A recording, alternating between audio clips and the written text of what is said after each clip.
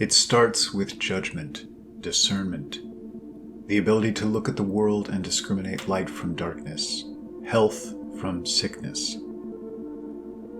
As Davila well put it, hierarchies are celestial. In hell, all are equal. And this doesn't just apply to people, but to ideas, concepts, and everything else across the board. In a similar vein, we've all heard the saying, the greatest trick the devil ever pulled was convincing the world he didn't exist. Resist the urge to cheapen this idea by picturing some anthropomorphized figure clad in red with horns and a pitchfork, and consider the devil here synonymous with darkness, disease, poison, or degenerative entropy. The philosophical conception of relativism attempted to rob us of our ability to discern light from dark, our ability to efficiently quantify, rank, and value the various elements and aspects of our reality. We've been told all things are equal, and that any perceived difference is essentially meaningless, only our very personal subjective judgment. And further, that this subjective judgment is intrinsically flawed, as it stems from an evil root, from an oppressive patriarchal race or culture that has attempted to harm or destroy everything in its path throughout history. When everything is deemed equal, the darkness becomes equivalent to the light. They tell us perhaps this darkness is just misunderstood, and if only we work to tolerate, or better yet embrace it, we'll cease being ignorant and, quote, judgmental. In nature, the lion, bold, powerful, courageous, announces its presence with a roar. And even in the hunt, though it does seek the element of surprise, rarely relies on subterfuge or slinks around in the shadows, but charges directly, relying on its superior speed and strength. The snake, on the other hand, slithers around on its belly, often blending itself into its environment, chameleon-like, to pretend it's not there, relying more on its cunning to find its opportunities. The intrusion of darkness into the world happens very much like this, like a creeping, slithering, predatory creature, always alert for any weaknesses to exploit to gain a foothold, attempting to go unnoticed as it quietly gains a superior position from which to strike, injecting poison into its prey to paralyze, restrain, bind, to then consume it and transmute their energy into its own. And I see this forced cultural imposition, this subversion of nations and cultures in order to monopolize and completely reshape their manner of thinking and being, as equivalent to an intrusion of darkness. It's such a dark cloud, in fact, that it may well lead to the collapse of the nations it's infected. And to be blunt, I'm increasingly convinced that devoting energy to preventing this collapse is a mistake. Our political system is now essentially beyond repair. Conservatism has become progressivism driving the speed limit. Its job, over the past several decades, seems to be to lose ground approximately half as quickly as the progressive element might like them to. And these forces seeking to remake the world have made such progress towards their goals that there really is virtually no existing government or political party or supremely powerful institution that is worth preserving. Picture a home in which termites have eaten away at the foundation and so destroyed the supporting beams that the entire edifice is on the brink of collapse, and no longer the least bit beautiful, but a mere shell and echo of what it once was. At what point does a builder cease attempting to replace every affected plank and beam, or put forth effort into constructing supports, patches, and endless minor fixes, and instead choose to use his efforts and materials in the creation of something new, incorporating the knowledge and lessons learned and moving forward? What I'll be speaking to here isn't so much the creation of a new physical nation or community, as I did in the previous Call for Revolutionaries video, but the creation of something less tangible, but certainly no less important, capable of acting as the foundation and bedrock of any real-life community. I'll be speaking to the creation and cultivation of a new culture. And new here is something of a misnomer, because, in my opinion, the best new culture would be the best old culture, if this makes sense. Because with regard to specifics and minutiae in the manifestation of cultures, there is always newness everywhere. But with regard to essences and foundational elements, there truly is nothing new under the sun. The ideal would be the best and most timeless wisdom and truths of prior ages, ported and morphed into new clothes, old wine in new skins. Culture is to a nation or society or community much like schooling is to a student, in that it's the formative and informative air we breathe that serves to shape and orient us. Being immersed in putrid and polluted air inevitably makes us sick and weak and exhausted. And because mind, body, and soul adapt so efficiently to their surroundings, think of an athlete training for several hours each day for a specific sport and how their body reshapes itself accordingly. Consider then the implications for mind, body, and soul of this path we're currently stumbling down. It's literally destroying us, inside and out.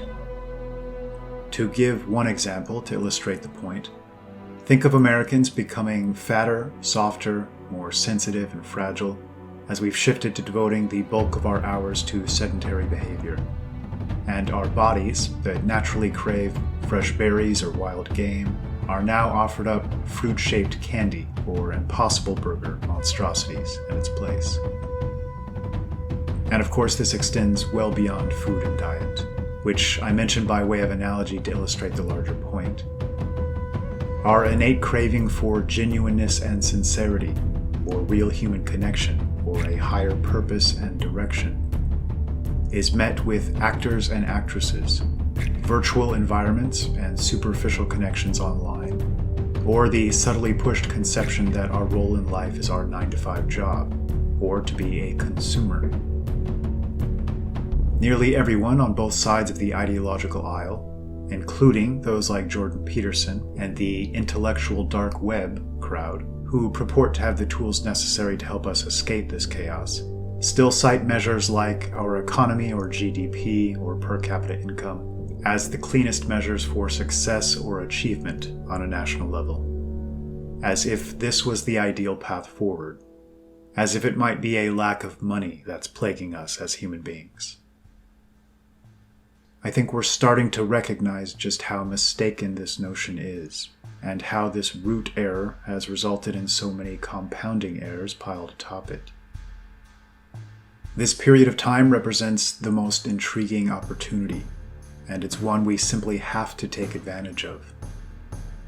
As our current masters of entertainment and popular culture, representing a swiftly and justifiably dying world, push a mentality of weakness and domestication on their captive populations, unlimited tolerance of nearly all negative behaviors and mindsets and inclinations, and the unspoken conception of a new caste system, with themselves in the leading roles. An increasing number of people across the world are recognizing this for what it is, as an inorganic power play, meant to everywhere unseat opponents and claim throne and scepter. This battle is far from new, and although it's massively escalated post-World War II, its roots stretch back through the French Revolution and well beyond. And its foremost orchestrators are of a human type similar to those Byzantine eunuchs or masters of court intrigue, a type wholly unskilled in personal courage, and wholly lacking that brand of innate charisma or gravitas that naturally moves populations in this direction or that, but makes up this deficit with a mastery of poisons, physical and otherwise, and deceit and manipulation. But it's a mistake to think these major revolutions and cultural shifts happened first and foremost due to political machinations, or even organized street-level actions. These are the outgrowths, effects of an underlying cause. They're the resulting fruits of seeds planted. A BLM or Antifa, or pivotal events like the George Floyd happening and the resulting trial, are cultural byproducts and outgrowths. It's the Soroses, or Zuckers, or Zuckerbergs, and their countless institutions and media networks. It's their dutiful puppets, the Rachel Maddows or Jimmy Kimmels or Stephen Colberts, that cultivate the ground for the flowering of such poisonous weeds. And it's in their pushing of the Overton window through the effective usage of manipulative propaganda that they're provided with the oxygen they need to thrive. In other words, it's a culture that's being created here. It's no exaggeration to say that there are now billions of dollars fueling thousands of writers, directors, producers, and corporate media executives, all devoting the bulk of their attention toward changing the way we've traditionally seen the world, to rewrite history where possible, and where not possible, to ignore it entirely, or even proactively work to bury it, and to replace inherited ideas and wisdom with brand new reality interpretation frameworks of their own creation. The philosophical architects of this modernity being shoved down the throats of so much of the world are largely from the Frankfurt School mold, and their ideas and modes of thinking are entirely ahistorical. They are unable to pull from history or use it as guidance or model in any way, for the simple reason that all of history stands in contrast and as an open rebuke to such men and their ideas. They're essentially forced to toss out all historical context. History, to them, is to only be trotted out to be whipped, mocked, and held up as something oppressive and unenlightened. If you've ever wondered why we have so few movies dealing with great men or events from history, and so many Marvel movies, this is your answer. When they toss aside or make an enemy of all of history, they toss out truth and reality, the two opponents they seem to most despise. And in its stead, they craft and distribute their own Frankenstein replacement, the amateurishly pieced together products of spiritually embittered, envious, fevered, and unhealthy minds. And by tossing aside actual history, replacing it all with products of their own subjective speculations and imaginations, they're serving to rewrite the very fabric of reality of that significant portion of the population that dutifully spends several hours every day, on average, immersed in their creative products.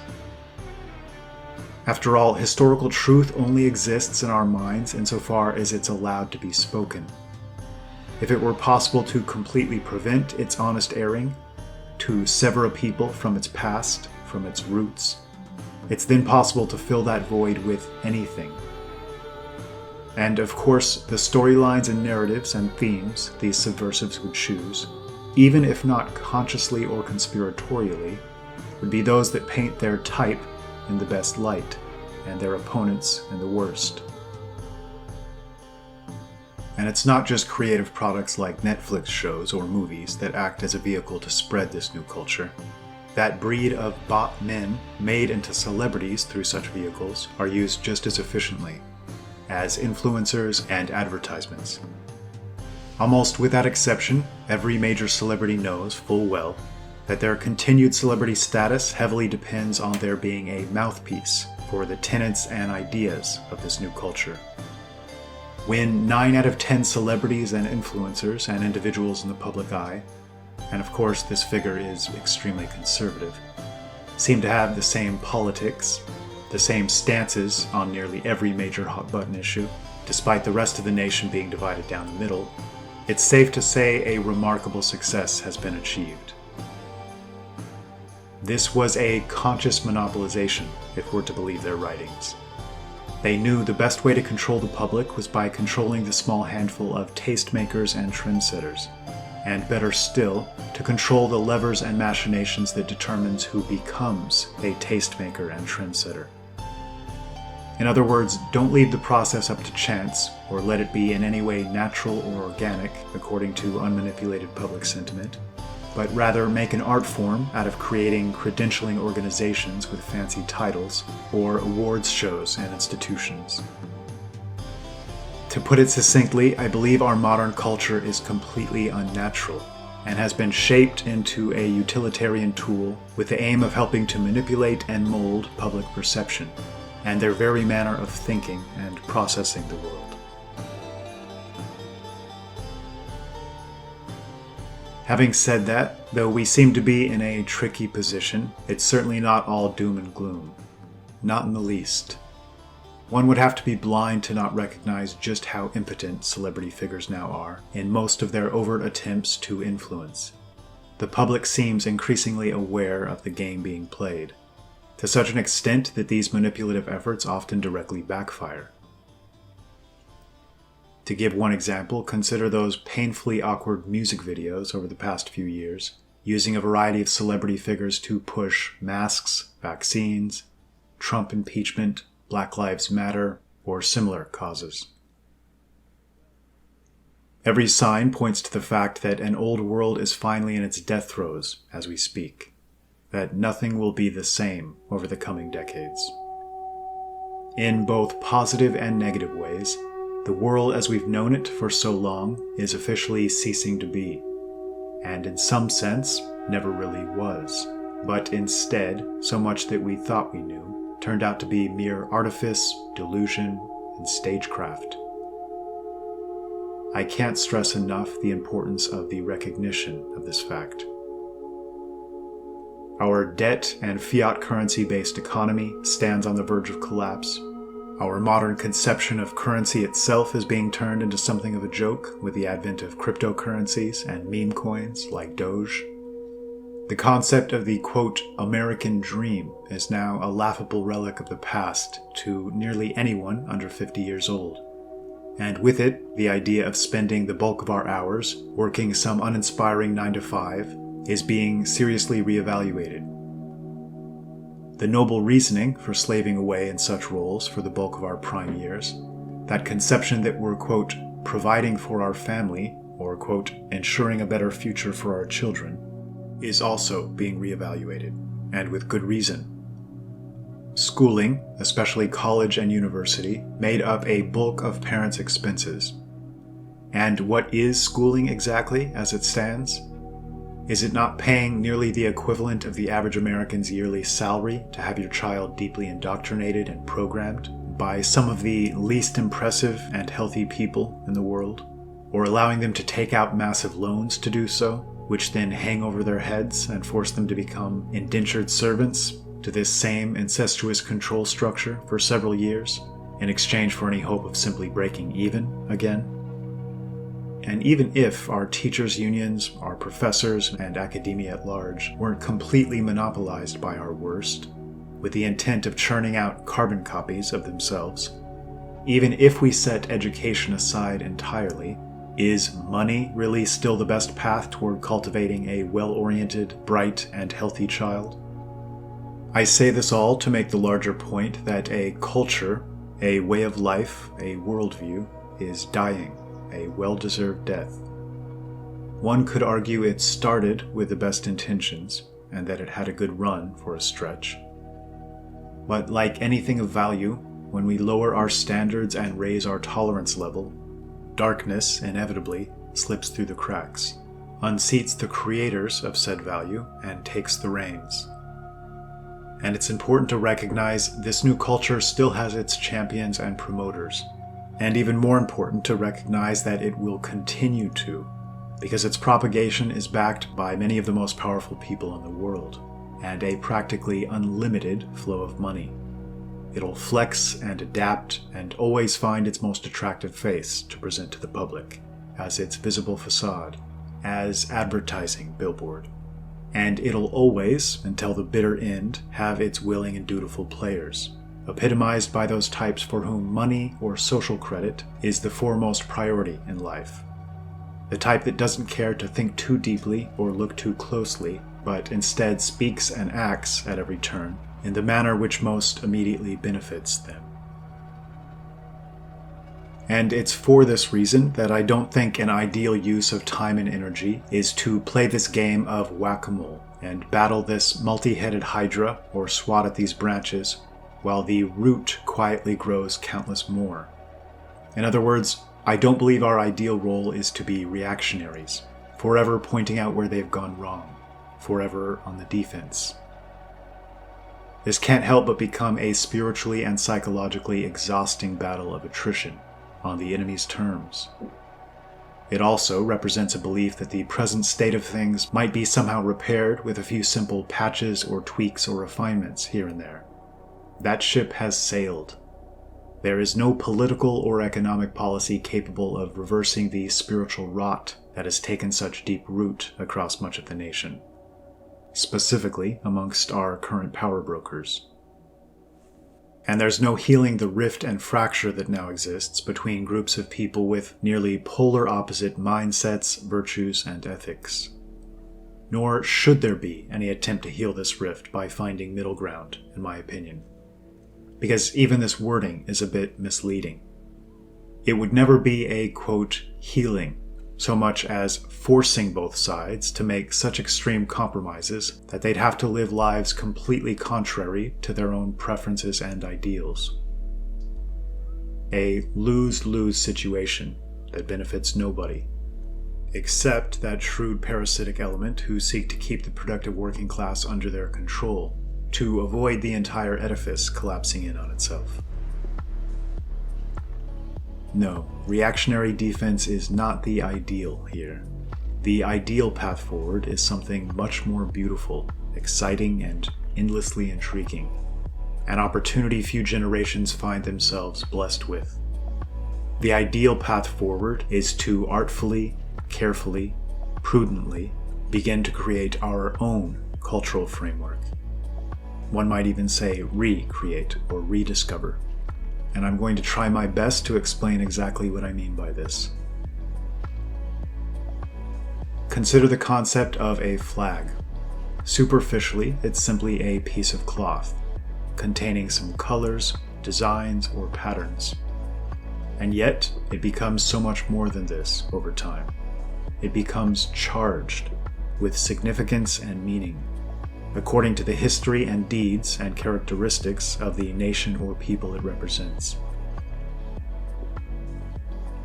When healthy or strong nations are in their heyday, it becomes a point of pride, something to rally around and behind, something anyone might point to and, by indicating their allegiance, communicate a great deal about themselves and their orientation and beliefs. This creates unity, cohesiveness, and a sense of community, and there is immense power in this. You'll notice as this kakistocracy of international finance destroys the Western world, the flags of these nations are casualties along the way. Some are hidden and destroyed, others mocked and defamed or treated with embarrassment, and as our nations further degrade, we're liable to feel our own type of embarrassment towards our flag. Meanwhile, new flags representing new cultures spring up all around us. And insofar as they represent the preferred doctrine of the parasite class, they're brand managed into prominence, becoming adored by the oblivious NPC population. America now flies a flag exclusively representing our homosexual population at the UN and in embassies across the world. And I use the flag only as an analogy here, a visible symbol that represents an essence or archetype, the collective traits and characteristics and ideas and mindsets of those who wave it and identify with it. It represents a culture. There's nothing this subversive ruling class fears more than the prospect of a new culture, in bold and confident opposition to that which they are pushing. And it needs to be fully recognized and understood at the outset that the moment such a culture gains ground, it'll be their leading target. This fear is the reason we have controlled opposition figures, seeking to splinter and fracture and stoke infighting, and find clever and covert ways to subtly champion poisonous ideas and personalities, and confuse and muddy the waters. It's the reason corporate and social media go out of their way to silence those individuals they fear might make headway here, and spend so much time, money, and attention crafting hit pieces to mischaracterize such individuals and their ideas. It's the reason I'm making this video and encouraging all listening to proudly and boldly take up this fight in any and every way they might be able. And it really is a fight we can all play some role in. In a sense, it's a fight we do play a role in every moment of our lives, whether we like it or recognize it or not. Every person is essentially an ambassador for all that they are, in a very real sense. Their gender, their race or nationality, their political ideology, their families, everything they value, like, or embrace. Whether we choose to take the role seriously or not, we are forced to play it. Those celebrities and influential figures you see dutifully parroting the political or ideological cause du jour, whether it be vaccine promotion, pushing climate change fear, or marketing the idea that the white race and whiteness is so inherently evil that it's our duty to not rest until both are destroyed. These are the ambassadors for the hidden hand behind the curtain, equivalent to attractive billboards, using said attractiveness to market a truly horrible, poisonous product. For us, this dynamic is essentially reversed. Because we have so little control over the public square and things like the corporate press and social media platforms, not only do we not have the benefit of research and focus groups and unlimited monies to design the most manipulatively convincing billboards possible, but in most cases, we don't even get to decide who or what appears on said billboard as visible representation of our ideas. And instead, the worst possible representative image is chosen for us, with the obvious goal of driving people away. So, it's a bit like, in contrast to their attractive advertisements concealing pure poison, we have unattractive billboards, and yet a brilliant, beautiful product. In other words, our truth, our fundamental ideas and concepts about the way the world works and should be structured, have proven themselves throughout history in every possible way. They're timeless, objective truths, the embrace and implementation of which has the power to set things right with the world and help eliminate chaos and confusion. A key aspect of this culture creation is communicating these truths and putting our own best foot forward in presenting an attractive image that disarms and nullifies what will be an endless barrage of negative propaganda, increasing in fervor over the coming years. If culture might be seen as a house or home, consider that it doesn't matter how beautiful and comfortable and well-structured and edifying the interior might be. If those in control of the framing of the place are able to manipulate and distort how the public sees it, causing a significant portion of those that might otherwise be allies to simply walk on past, and even feel justified in doing so. And of course, the opposite is equally true. Such effective manipulative framing could even make that witch's home in Hansel and Gretel look like paradise. There's a quote by the author Johann Goethe that's always struck me as one of the most profound and important and informative for those seeking to understand why the world is in the state it's in at present. Because innately trustworthy people are more naturally trusting of others, and thus more naive, the vast majority of people harbor this notion that virtually all peoples and cultures are the same in the sense that we're all seeking to improve the world, to make things better, healthier, happier, more efficient, and more just. What if it were the case that certain subsets of humanity weren't seeking to improve things, but rather were exclusively seeking power? To achieve this goal, they might be willing to don whatever mask might be most helpful in furthering their progress. But strip away the masks, and the root motive is shown to be an insatiable lust for gain, regardless of the cost to others. Perhaps even reveling in the costs to others, believing that everything that causes harm to an outgroup is a victory for their in-group. To those that haven't yet considered this possibility as the motive or driving force of those currently holding the reins of power, I hope you might begin to give it some serious consideration. Our very future hinges upon a more noble sort of human being, finding the means to unseat his corrupt, subversive, parasitic, and deceitful counterpart. And this requires our learning to create attractive billboards, to return to that useful analogy, in order to help draw the world back to sanity. And let me be clear about what I mean here. I'm certainly not suggesting a shift to style over substance.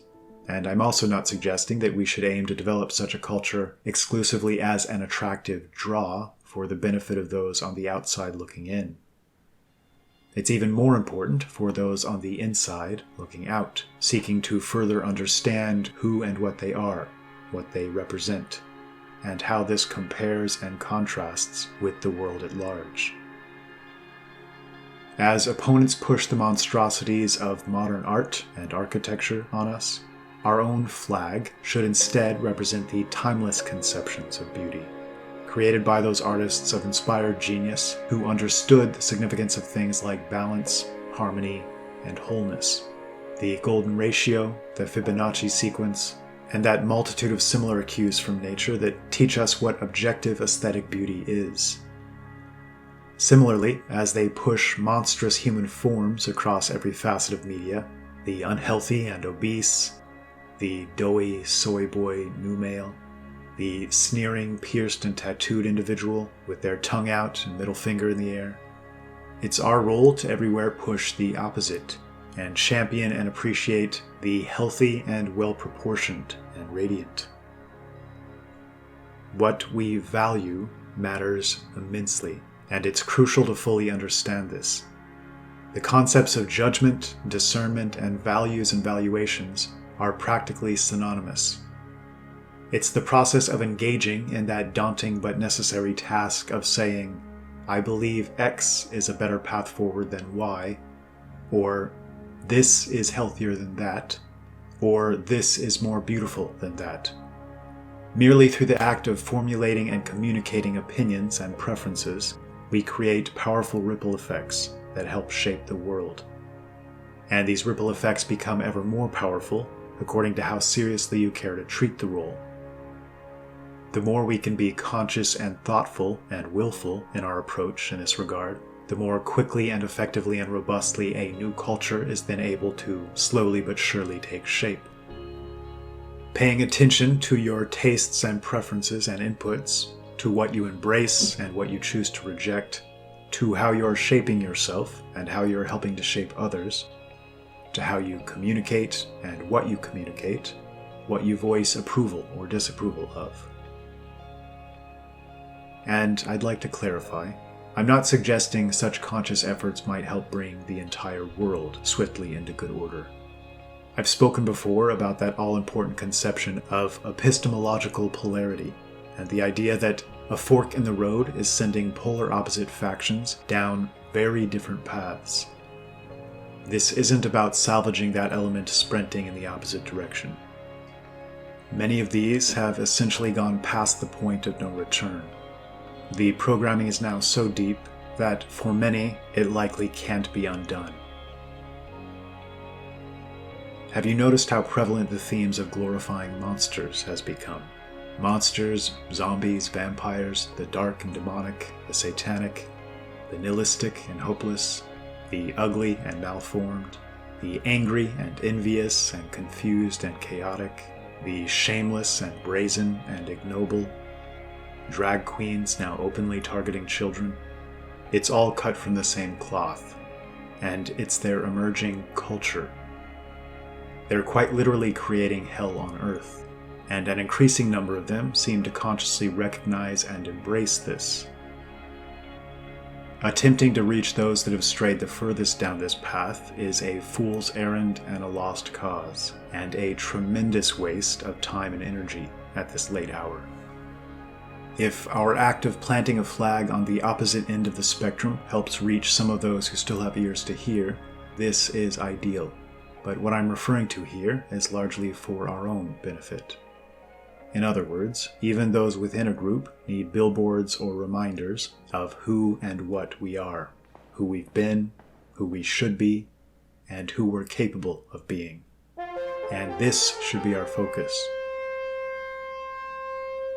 The further you're able to pull back and view things from a broader perspective, the more this becomes an exciting prospect and opportunity. The culture we're just now beginning to consciously formulate may well play the defining role in the shaping and molding of future generations. Their perspectives and orientations and worldviews, where their time and energy and attention is channeled. We may well be the generation with the opportunity to finally recognize and remove this poisonous IV drip, and to emerge from this madhouse, and once again become authors of our own destiny. Culture creators, those who most effectively craft ideas and conceptions, our philosophers and thinkers, these are the forces that truly move and shape our world. Compared to them, politicians and corporate leaders are merely an administrative class, uncreative errand boys, capable only of carrying out orders and acting according to their programming. We've ceded this ground to the opposition. Or, perhaps more accurately, we sat back passively and unaware as this territory was covertly conquered, subverted, and stolen out from under our feet. A small handful of men, filled with an envious malice and hatred toward the Western world and its people, have become its foremost influencers, programmers, and propagandists. If you ever wondered how a nation could plummet so swiftly from a relatively confident, self-assured, purposeful, and happy existence to one of confusion and self-loathing and a weakness totally devoid of masculine virtue and courage, this is the explanation. And it's important to recognize this is their heyday, their peak and high point. It can't get any better for them. It's a bit like that point in the roller coaster ride in which one hears the tick, tick, tick as it struggles to its highest point just before the plunge. And the reason this plunge is so inevitable is because none of this was built to last. It briefly unified several disparate groups, already beginning to turn on each other and tear one another to pieces. In no way was it constructed on sturdy and robust foundations. It was meant only to act as a weapon, meant to destroy, to disempower a hated foe, and everywhere empower their opposites, even if those opposites then devolve into chaotic friction and infighting. Because to return to that all-important Goethe quote, such men can't slither into power where health and order prevail. They need to inject poison. Yet poison isn't the basis for any new creation or growth. One can already see hints of what's to come, as various groups begin to spar more aggressively and vocally as they jockey for position atop the oppression totem pole. When a life philosophy is constructed around finding reasons to take offense and being aggressive and confrontational until the offender is rendered powerless, it's a recipe for a type of chaos we've not seen in our lifetimes. An exceptional type of chaos I think we'll all be forced to witness firsthand in the coming years.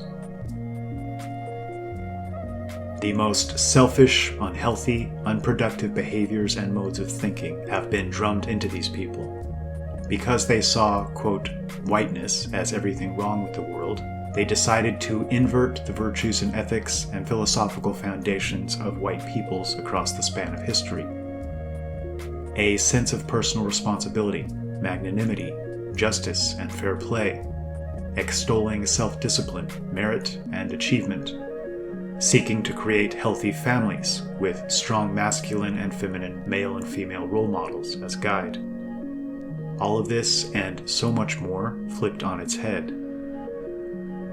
In other words, to the extent that Western mankind hit upon the correct solutions to life's biggest questions, this subversive element will to an equal degree embrace the polar opposite, incorrect answers to such questions. This is why I speak to the opening of Pandora's box. Most still don't realize the magnitude of what's been done here and what the ramifications will soon be, as years of sowing bad seed begins to produce its real fruits, with so much more to soon follow. The media, and that variety of outlets and platforms designed to shape and program the public, won't touch any of the obviously negative aspects of this degeneration and societal degradation as it unfolds, and will continue to use every bit of its time and money and talent to put the best foot forward with regard to optics, to paint the best possible picture, even as crime rates and homelessness and drug use everywhere skyrocket, standards and competency plummet, and civilization enters freefall. And for those who still watch their channels or read their articles and take them seriously, this storyline will be something of a modulating force, convincing them that perhaps the hell on earth they see personally everywhere around them isn't actually the norm everywhere else. But this manipulation, this surface-level layer of bread and circuses intended to cloak a descent into hell, can only go so far and accomplish so much. So, with regard to the cycles of history, this point in time represents their high water point, the ultimate flowering of poisonous culture. Our goal, our necessity, is to craft the alternative, to both create and recreate a cultural framework that maximizes health and human potential, the growth of mind, body, and spirit. Our task should be to manifest and display to the world our own high point. This certainly doesn't happen overnight, especially when a people has been so thoroughly deracinated, confused, and tied in knots. Nor should it happen overnight. It's far too important that it's done properly, as opposed to quickly. In no small part because mistakes here, just as similar mistakes in the creation or cultivation of political or economic systems, will lead to these same problems recurring, perhaps even dooming future generations to experience similar collapse and be forced to fight this same fight. I'd like to share my thoughts on what I feel might be some cornerstones of a healthier culture. Firstly, the development of new judgment and valuation metrics. A recognition that being a, quote, lover of science or holding a university degree is no longer a sign of being an intelligent or rational human being. That financial success is no longer an indicator of merit or ability, and that nearly all modern awards and credentials and badges are similarly polluted as they become partisan and ideological and weaponized. A healthy culture would seek a return to fundamentals, judging a person not upon their clothing in the broadest sense of that word, but based upon their character, their objective and genuine achievements or skill sets, their track record of being correct or incorrect, accurate or inaccurate, their sincerity and honesty and genuineness and general orientation, a recognition that all the external trappings in the world aren't worth a thing relative to inward development, coupled with a conscious effort to ignore the former and more highly value the latter. Secondly, a conscious attempt to reclaim our language and to speak with clarity and precision. A recognition that this invasive culture has attempted to prevent us from using certain helpful terms while attempting to force us to use new language of their own recent creation, while twisting and perverting other words and terms in an attempt to get a leg up in their battle with truth. A recognition that the healthiest and most robust cultures throughout our history have attempted to err on the side of Spartan and laconic speech, clean, clear, simple, powerful, and straightforward, as opposed to the flowery, ornate, overly complex word salads men tend to use when they're trying to convince others to reject the obvious. A return to a language of essences, one that recognizes the forest instead of getting lost in the trees, and thus naturally disarms the liar and deceiver. The more simple an idea, or a thought, or a sentence, or a person is, the more truthful they're forced to be. It's in verbose elaboration and complexity that deceit can hide or justify itself. Next, a recognition of the value of hardness and masculine virtue, and a recognition that when and where this is lacking, nations inevitably backslide into chaos, turning into weak, hedonistic, disoriented cesspools, and that masculinity has nothing to do with drinking beer or watching football or chasing easy women, or any of the other nonsensical caricatures modernity attempts to create, arising out of their total lack and thus total misunderstanding of the concept. Courage, strength, a mandate to understand our world to determine what to take up arms for or against accordingly. These and similar outgrowths of true masculinity are of the utmost importance across all eras and situational conditions, and only parasites or slavers seek to cultivate the opposites of these traits and tendencies. An embrace of masculine empathy, the idea that genuine and sober kindness and empathy naturally has a hard edge. Because when one truly wants what's best for a person, or a nation, or the world in general, they don't allow themselves to become a pushover and an enabler of negative thoughts or behaviors. It's the selfish parent that gives a child everything they want, the selfish friend that tells another only what they want to hear, or the selfish and short-sighted citizen cheering open borders because willfully blind to the devastating costs. This isn't kindness or empathy. It's simply weakness masquerading as something else, and in the longer term, it has an incredibly high cost. Much like the parable of giving a man a fish and he'll eat for a day, or teaching a man to fish and he'll eat for a lifetime, true, genuine empathy seeks to fundamentally, not superficially, solve problems in a prudent, far-sighted, all things considered type of manner. A recognition that aesthetics matter immensely, that visual representations and reminders of beauty and order help us further beautify and order ourselves internally and keep us well-oriented, allowing us to better recognize and manifest the beautiful in our own lives, refine our judgments in these regards, and thus move towards the light. A rejection of the hopeless, the eternally pessimistic, those dark clouds incapable of recognizing that they're actively spreading darkness by being consistently demoralizing and draining, and focusing solely on the negative in the world without ever recognizing or pointing to a way out. Such personality types, to the extent that they become influential, help create the worst possible self-fulfilling prophecies, because we all naturally move toward our dominant thoughts and orient ourselves according to our expectations. There are always paths forward. An inability to recognize or embrace them represents a personal failing, a lack of creativity and artistry and imagination and courage, not objective reality. An embrace and conscious cultivation of something similar to Nietzsche's blonde beast or laughing lions. Men capable of framing life as a profound and beautiful sporting contest and challenge, freeing themselves from those pathologies and that neuroticism so deeply drummed into our psychology by subversive elements. Strength coupled with finesse and nobility of spirit, a magnanimous nature and strong sense of fair play and justice.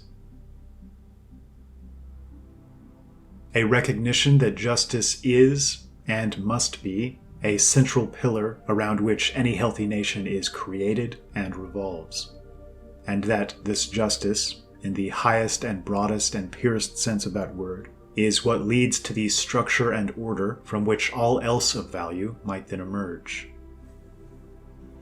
A rejection of the idiotic, modern, rebel without a cause, and I just don't give a f mentality that seeks to so infect upcoming generations, dissipating their energy in useless and pointless directions, turning life into a lazy, unthinking, undisciplined, and self-interested chaos.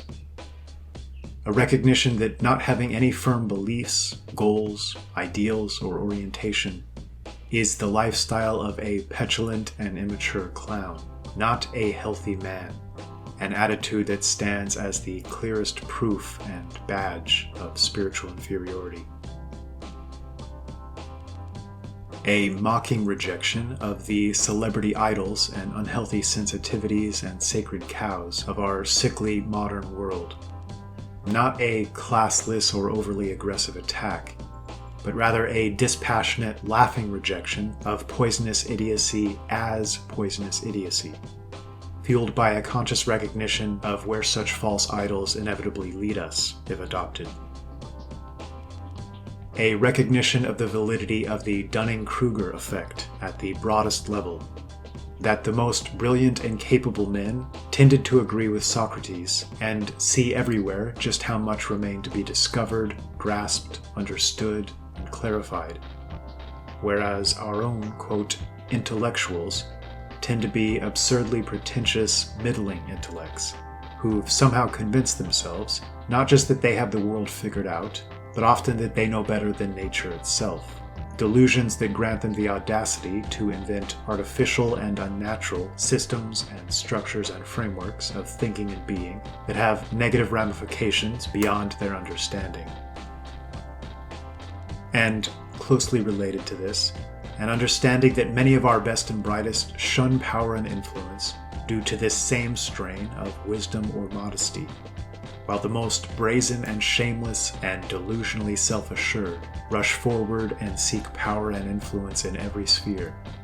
And that our goal, just as it has been in the past and as it will be in the future, is to create mechanisms to bar the way and prevent the ascension of this type. A recognition that, while being driven to accomplish lofty aims that go beyond immediate personal gain, mere ambition, by contrast, isn't the net positive the modern world tells us it is. That the best man is he who seeks to gift power and influence to the most deserving, even where, in fact especially where, this isn't him. And that the worst man is he who seeks power and influence everywhere, always, regardless of whether he deserves it or his ability to effectively wield it. A simple man who knows his ideal place and plays his role to the best of his ability accordingly is vastly more respectable than one who constantly and everywhere seeks unwarranted promotion. A recognition that just as the worth of an individual isn't best measured by his wealth, the health and value of a nation isn't best measured by its economy, and the purely economic yardstick we use for judgment is the product of a foreign culture and should be rejected in favor of more meaningful measures. A rejection of that cult of efficiency and productivity that fails to ask the all-important question at the outset, for what, or to what end? And a recognition that defining proper goals and ideals is vastly more important than the speed of our progress in attaining them, and that efficient progress down an unhealthy path is a net negative, not a net positive, and that an economic structure is only truly healthy when it rewards those people and actions that most fundamentally improve, refine, beautify, or strengthen. A rejection of unnecessary complexity, and a recognition that simplicity is, as Whitman put it, the glory of expression and the purest form of communication, and that it everywhere acts as something of an immune system, protecting against deception and manipulation. A recognition that physical health and fitness is important, and helps lead to a healthy mind and spirit, and an embrace of sport and friendly competition of the type that improves and refines, and an embrace of the sporting mindset, broadly speaking, by way of powerful analogy. An athlete hardens and strengthens himself through play and genuinely enjoyable activity, a reminder that it's not merely suffering or endurance or trials and obstacles that have the potential to better us as human beings. Related to this, A realization that play itself has an incredibly meaningful place and role to play, and that we're not meant to simply be pack mules and bear burdens. And that in order to play the role of that atlas with the world on its shoulders, the healthiest forms of play aren't only capable of refreshing and revitalizing and cheering us, but serve to shape and train us in all important ways. And a recognition that we'd be well served to structure and orient our forms of play accordingly. A recognition that an optimally healthy national or racial or cultural body is just that, a body, and that its members all have different roles to play, unique strengths to contribute. Some might be physically gifted, others gifted with wisdom or brilliant minds, others an indomitable spirit or work ethic, others with a more mature spiritual nature, possessing a clean lens to allow God's light to shine through. All have vital roles to play, and our goal should be to create modes of living that allow each to discover and walk their destined ideal path in a manner that yields maximum benefit to themselves and others. A recognition that the healthy family is of absolutely central importance, and both cause and effect of any healthy and happy nation or society, and that a nation is meant to be, in ideal circumstances, seen as an extended family. A re-establishment of some form of the rites of passage we've historically always had, helping to manage that all-important transition of youth to adult in the most effective manner. As Keats said, the imagination of a boy is healthy, and the mature imagination of a man is healthy. But there is a space of life in between in which the soul is in a ferment, the character undecided, the way of life uncertain, the ambition thick-sighted. We need to once again understand just how important and formative this stage of life is, and instead of leaving it up to chance, act accordingly. A recognition that concepts like technology, or drug use, or violence and the use of force aren't purely negative in a black and white sense, but rather that the spirit in which they're pursued is all important. In less than ideal conditions, such concepts or activities can't help but act as fuel to the fire, as poorly oriented human beings make use of tools they don't fully understand, often for all the wrong reasons, and in the wrong spirit towards superficial ends, but that we should resist the temptation to write them off completely, failing to understand their potential positive utility. With a sober, wise, prudent guiding hand at the helm, as opposed to profiteering scoundrels, we might well find there are positive or necessary applications to these and other controversial pursuits, and that these are arenas that demand much more thought and discussion and profound consideration in the future.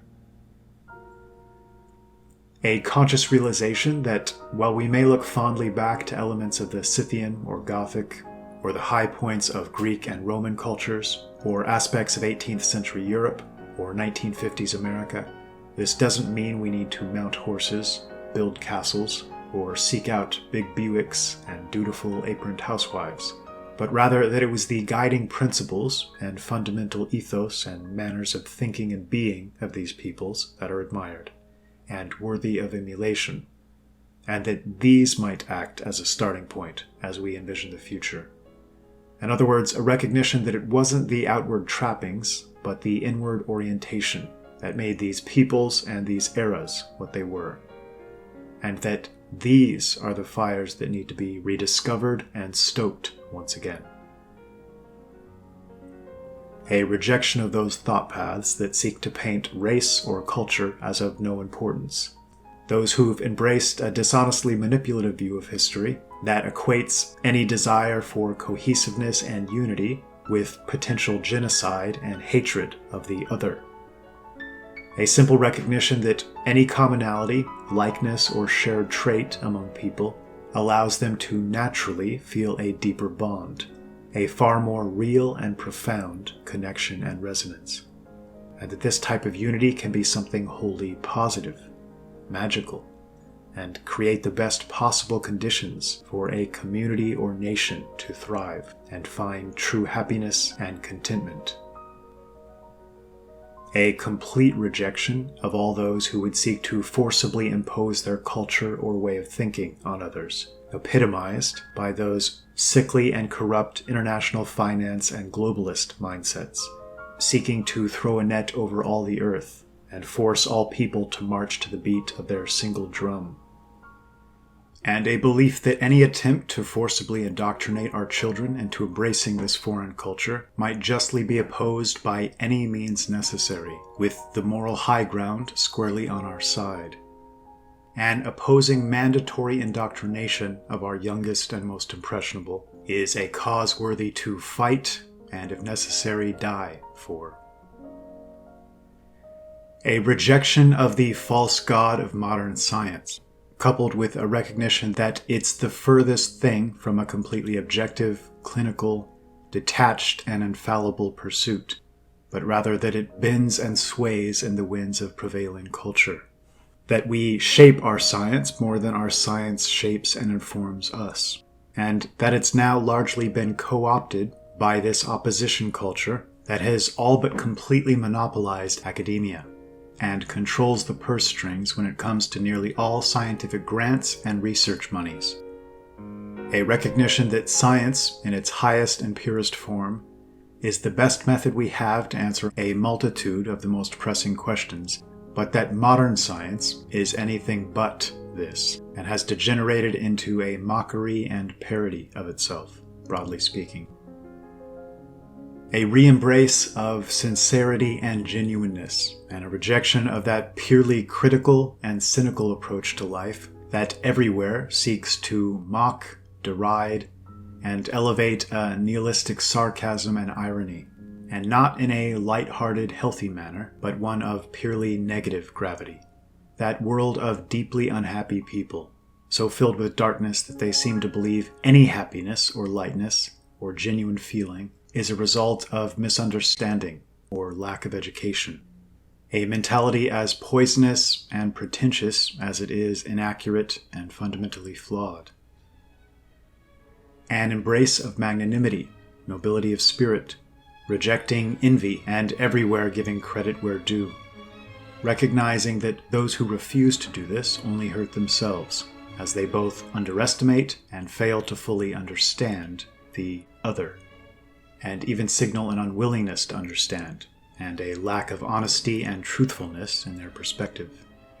Giving as much credit to an opposition idea as is possible and justifiable, and then proceeding to paint a contrast or take up an opposition stance, is vastly more powerful than creating a caricature or straw man, as counterintuitive as it may feel. An active seeking of the ideal balance between preserving and conserving and progress and evolution, and a recognition of the negative aspects of either extreme. That just as nature causes some things to die and others to spring to life, all ideas and concepts and philosophies and manners of thinking and being naturally experience similar cycles, and that our role might be best seen as keeping a keen and watchful eye out to recognize what is dying or deserves to die, and what might best spring to life in its place. The American experiment is a great example here. It began with a robust health and vigor, springing from healthy roots and creating a strong trunk. But as poison seeped in, as our language became twisted, our laws altered, our constitution reinterpreted, and our quality of leadership degenerated, we might say its leaves began to yellow and brown. And yet, a springtime always follows on the heels of winter. On a similar note, a recognition that for everything there is a season, that all is changing, becoming, cyclical, that sadness and death are inescapable aspects of existence, just as much as happiness and life, and that while we can never hope to completely eliminate the former, we can restrain and constrain and minimize their expression in ideal circumstances. And yet spending such a wealth of our time and energy running from them pretending we might outrun them, is an exercise in futility, and often only serves to make us softer and thus far more sensitive to their effects. A recognition of the intrinsic value of long, hard winters, that their very existence is how and why we're able to so enjoy the radiant sun and its warmth. I hope to share more such cultural seed ideas later, but I wanted to end, for now, with what I consider the most important of all. In a recent video, I spoke to the importance of language and etymology as a means of following varied threads back to their sources in search of truth and clarity.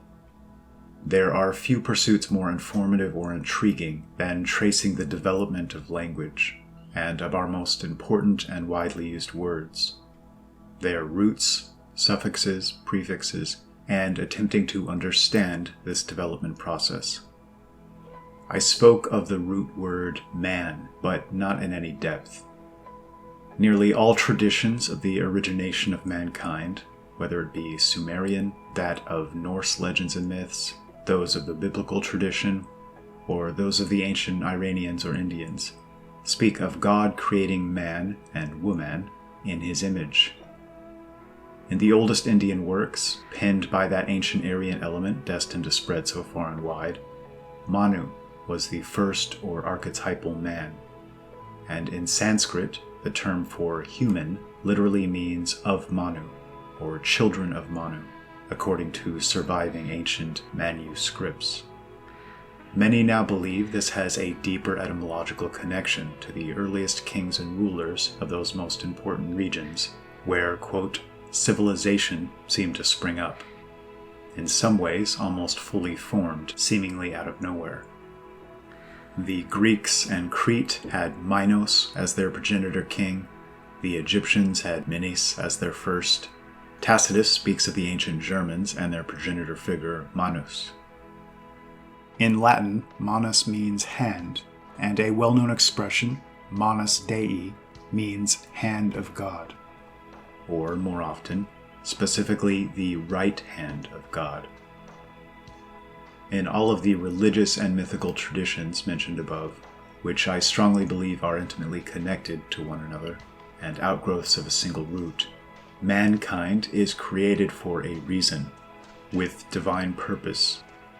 As the only creation blessed with consciousness, we're told to go forth and multiply, to manifest right order in the world, to understand and help create the beautiful, to further manifest the universe.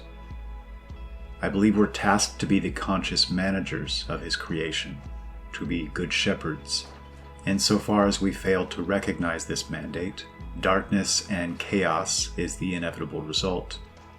People become, like rats on a sinking ship, confused, atomized, and disunited, selfish, self-serving, driven by blind demons in service to whims and desires for instant gratification. We completely lose sight of anything and everything higher. We see what type of human being takes power in these conditions. We're all witnessing it in every sphere and on every front as we speak. This should make it clear to any thinking person that this mandate isn't optional. If we refuse to recognize our inner nature and stand tall, if we refuse to fight this fight, if order isn't allowed to prevail over chaos, and the natural over the unnatural, every aspect or facet of existence and material being will suffer for it. But again, the only way this dark future comes to pass is if we refuse to fight. All of the earliest spiritual texts, all myths and stories and legends, and in fact all of history itself stands as testament to this. It's only by being lulled to sleep into a comatose slumber that chaos prevails. It feels a bit like we've endured decades of being drugged, inducing a half-asleep state in between nodding off and being jolted awake. And the fork in the road now poses a question: to give in to this sleep paralysis, or to muster every ounce of strength and will to find the means to wrest control of the scepter and throne. recognizing, as our ancestors did, that these are intended to function in service of something vastly higher, and never in the service of charlatans, hucksters, upstarts, and profiteers. Such types formerly lurked and slinked around in the shadows, because those who came before us were a stronger, more aware breed of man, who knew not only how to restrain their type, but the absolute necessity of doing so. I believe our role is to rediscover this innate strength and cultivate this level of awareness once again, and find the means to fashion the bonds to constrain this ignoble, cruel, parasitic archetype. If we could catch so much as a glimpse of what the world might be like, free from the dominance of this darkness, not a one of us would rest until the deed was done. The contrast would be as night to day. To summarize, recognizing and rejecting poison is a necessary first step, but in itself, it's not enough. So much of what was healthiest in our traditional manners of thinking and being now lies in tatters all around us. Millennia of inherited wisdom, purposefully torn to pieces, is under threat of disappearing forever. Until we're able to rediscover and communicate the most powerful and unifying elements of our collective culture, to simplify and clarify its core conceptions, and clearly paint an attractive contrast with the modern sickness, we'll be lacking a sturdy foundation on which to build. And with our current house collapsing all around us, we'll need to become builders again very soon. I encourage all listening to consciously work to envision and manifest this culture, one that might allow our generation to act as the springtime, serving to help usher in a beautiful and lasting summer. Remember who you are, and let's all find our roles.